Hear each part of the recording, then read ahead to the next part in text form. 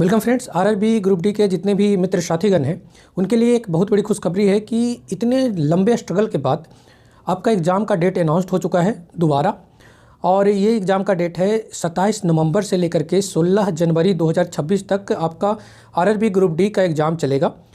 आप लोग के लिए बहुत बड़ा खुशखबरी है और साथ ही साथ आपको एक टेंशन भी होगा कि इतने कम समय में अब हम तैयारी कैसे करें, क्योंकि कुछ भी सर्टेन नहीं था, कुछ भी फिक्स नहीं था कि कब आपका एग्ज़ाम होने को है। और हो सकता है आप दूसरे एग्ज़ाम में फंसे होंगे और किसी और एग्ज़ाम का तैयारी कर रहे होंगे। तो मैं इस वीडियो में आपको एक गाइडेंस के तौर पे आपको एक वीडियो बनाने जा रहा हूं जिसमें बतलाऊंगा कि कैसे आप अच्छा स्कोर कर सकते हैं। तो मैं इसमें बतला दूं कि हमारा भी सिलेक्शन 2 बार हुआ है रेलवे ग्रुप डी में।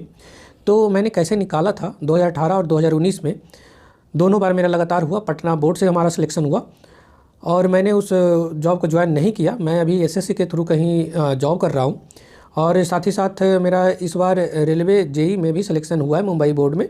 वर्कशॉप मेरे को अलॉट किया गया है, मतलब वर्कशॉप इंजीनियर, जूनियर इंजीनियर के तौर पे।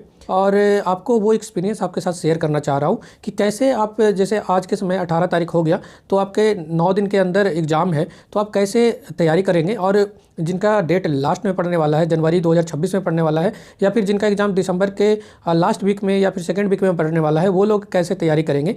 तो बने रहिए इस वीडियो में। सबसे पहली बात करते हैं जिनका एग्ज़ाम स्टार्टिंग के फेज में रहेगा, मतलब फर्स्ट वीक ऑफ दिसंबर तक रहता है जिनका पेपर, वो आप कैसे तैयारी करेंगे। आशा करते हैं कि आप लोग तैयारी बढ़िया कर रहे होंगे, क्योंकि नोटिफिकेशन तो आपको पता ही बहुत पहले का आ रखा है और आपके पास बहुत ज़्यादा समय भी था। तो अगर आप इधर उधर डाइवर्ट नहीं हुए होंगे तो आपका प्रिपरेशन अच्छा हो रखा होगा। सबसे पहले तो आपको एग्ज़ाम का सिलेबस बहुत अच्छी तरह से पता होना चाहिए, जो कि 99% लोगों को होगा जो भी तैयारी कर रहे हैं। मैं एक बार फिर से दोहरा दूं सिलेबस इसका क्या है। सिलेबस में इसमें मैथ के 25 प्रश्न पूछे जाते हैं, आपके साइंस के 25 प्रश्न पूछे जाते हैं और 20 प्रश्न करंट अफेयर के पूछे जाते हैं और 30 प्रश्न जो होते हैं वो आपका रीजनिंग और लॉजिकल रीजनिंग का पूछा जाता है। तो कुल मिला के 100 प्रश्न टोटल पूछे जाएंगे। और 100 प्रश्न में आपको अगर अच्छा स्कोर करना है तो इसके लिए 70 से 80 के बीच में मार्क्स आपको लाने पड़ते हैं, या 80 प्लस है तो बहुत ज़्यादा सेफ है। लेकिन अगर आप 75 से 80 के बीच में अगर मार्क्स आप ले आए तो आप सेफ वहाँ पे महसूस कर सकते हैं। ऐसा मैं प्रीवियस ईयर के पेपर के अकॉर्डिंग ही बतला रहा हूँ। अगर इस बार कुछ एक्सेप्शनल हार्ड प्रश्न आ गए तो उसका कुछ नहीं कहा जा सकता है। तो ऑन एन एवरेज आपका अगर 75 के आसपास में मार्क्स रहता है तो वो एक अच्छा। तो जो भी हमारे मित्र जिनका एग्ज़ाम फर्स्ट वीक तक है, फर्स्ट वीक ऑफ दिसंबर तक है, वो लोग अभी से डेली 2 मॉक ज़रूर लगाएंगे, सुबह और शाम करके। जैसे सुबह मॉर्निंग में जैसे उठेंगे उसके बाद एक मॉक लगाना है फ्रेश होकर के। जब भी आप पढ़ाई करना स्टार्ट करें उससे पहले आपको मॉक लगाना पड़ेगा। और प्रयास क्या होगा कि जितना ज़्यादा से ज़्यादा मॉक आप अटेम्प्ट कर पाए, जिससे क्या होगा, एक तो आपको पता है कि 30 रीजनिंग है और 25 आपका मैथ पूछा जा रहा है। तो टोटल 55 क्वेश्चन ऐसे होंगे जो कैलकुलेटिव भी कुछ इसमें हो सकते हैं। मैथ के प्रश्न ऐसे तो अरिथमेटिक के ज़्यादा प्रश्न पूछे जाते हैं इसमें, एडवांस के कम प्रश्न होते हैं। लेकिन इसमें कुछ ऐसे प्रश्न तो होंगे 25 में से, जैसे 5 या 6 प्रश्न ऐसे होंगे जो कैलकुलेटिव होंगे। तो उसको कैसे स्किप करना है, उसको कैसे मैनेज करना है, टाइम मैनेजमेंट कैसे करेंगे। रीजनिंग में भी बहुत सारे ऐसे प्रश्न आते हैं सेलोलिज्म वाले, या फिर लॉजिकल रीजनिंग जो आते हैं, वो हो सकता है कि आपको टाइम थोड़ा बर्बाद कर दे। या फिर सिटिंग अरेंजमेंट अगर क्वेश्चन आ गया तो वो सब समय बहुत ज़्यादा लेते हैं। तो उन सब को कैसे आप मैनेज करिएगा, इसके लिए आपको ज़्यादा से ज़्यादा मॉक अभी अटेम्प्ट करना चाहिए।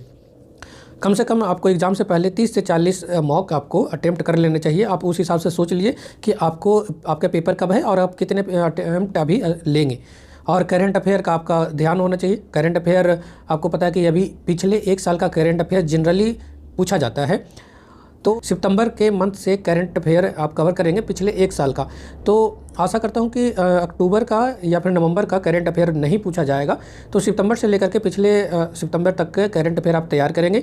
अब वो जितना बन पाता है उतना आप करंट अफेयर तैयार करेंगे। क्योंकि ऐसा होता है कि इसमें 4 से 5 या 6 प्रश्न आपको करंट अफेयर के पूछे जाएंगे आउट ऑफ 20 क्वेश्चन ऐसे हैं जो कि जीके, जीएस और करंट अफेयर के हैं। तो आपको करंट अफेयर पे फोकस होना पड़ेगा थोड़ा सा। और साइंस जिसका वेटेज बहुत ज़्यादा है, जो कि आपने कवर कर रखा होगा, तो उसको पे थोड़ा सा रिवाइज करके जाइएगा। सारे टॉपिक को आप रिवाइज करिए, मॉक मैक्सिमम से मैक्सिमम लगाइए और टाइम मैनेजमेंट आपको वहाँ से इम्प्रूव मिलेगा। इसमें जो प्रश्न आते हैं उसमें साइंस का वेटेज बहुत ज़्यादा होता है, तो साइंस पे बहुत अच्छा पकड़ होगा तो आपका रिजल्ट हो जाएगा। मेरा 2018 में भी सिलेक्शन हुआ था और 2019 वाले में भी सिलेक्शन हुआ था। दोनों बार मेरा पटना बोर्ड से सिलेक्शन हुआ था। मैं आपको यहाँ पे दोनों का एडमिट कार्ड लगा दे रहा हूँ, पीटी का भी, मतलब कि CBT 1 का उसके बाद उसके में जो फिजिकल होता है उसका भी एडमिट कार्ड लगा दे रहा हूँ। 2019 का जो CBT 1 हुआ था उसका एडमिट कार्ड, और उसका जो फिजिकल हुआ था उसका एडमिट कार्ड अगर हमको मिलता है तो वो मैं आपको लगा देता हूँ आपके प्रूफ के तौर पे। तो आपको यहाँ पे सबसे बड़ा बात ये है कि आपको मैक्सिमम जितने भी तैयारी करने वाले लोग होते हैं रेलवे के, उनका मैथ, रीजनिंग ओवरऑल सबका सही होता है। जो सिलेक्शन में जो डिसाइड करेगा वो आपको डिसाइड करेगा साइंस। मतलब सिलेक्शन दिलाएगा, आपका सिलेक्शन होगा या नहीं होगा वो टोटल डिपेंड करता है साइंस पे। तो लेट हो रहा है उनको अभी से NCERT कवर कर लेना चाहिए, अगर वो NCERT नहीं पढ़े हैं तो। क्योंकि पिछले 2 बारों का एग्ज़ाम का मैं अगर एक्सपीरियंस बतलाऊँ तो साइंस के जो 25 प्रश्न आते हैं उसमें से जो 20 प्रश्न होते हैं वो सीधे सीधे आपके NCERT प्रश्न से ही मिलते हैं, एकदम डायरेक्ट सवाल पूछे जाते हैं। तो खासकर आप क्लास 9 और क्लास 10 के NCERT को बहुत अच्छे से रिवाइज करिएगा। अगर आप पढ़ रखे हैं तो पर भी आपको एग्ज़ाम जाने से पहले उसको बिल्कुल रिवाइज करना है शुरू से लास्ट तक। अगर आपने नहीं पढ़ा है तो आपको अभी से उसको समय देना चाहिए, क्योंकि ये लिख लीजिए कि रेलवे में जो साइंस के प्रश्न आते हैं, खास करके ग्रुप डी में जो साइंस के प्रश्न आते हैं वो NCERT से ही डायरेक्ट पूछे जाते हैं, बिल्कुल सेम क्वेश्चन पूछे जाते हैं। तो आपको वो पढ़ के ही जाना है। बाकी मैथ और रीजनिंग को इतने कम समय में तो कवर नहीं किया जा सकता है, और तो उसके लिए तो ज़्यादा गाइडेंस नहीं है, वो यूनिवर्सल है, सब लोग उसका तैयारी करते हैं। साइंस में बहुत लोग पिछड़ जाते हैं जिससे के कारण उनका सिलेक्शन नहीं होता है। 25 प्रश्न बहुत ज़्यादा होते हैं। रीजनिंग के किसी भी टॉपिक में आपको कहीं भी कन्फ्यूजन है तो उसको खत्म करके जाइएगा, क्योंकि टोटल वेटेज इसका 30 मार्क्स का है। 30 मार्क्स बहुत ज़्यादा मार्क्स होते हैं। तो आपको किसी भी जैसे कैलेंडर हो या फिर एज हो या फिर जो भी आपको सब्जेक्ट, जो भी उसमें टॉपिक आपको कमज़ोर लगता है उसको बहुत सही करके जाइएगा।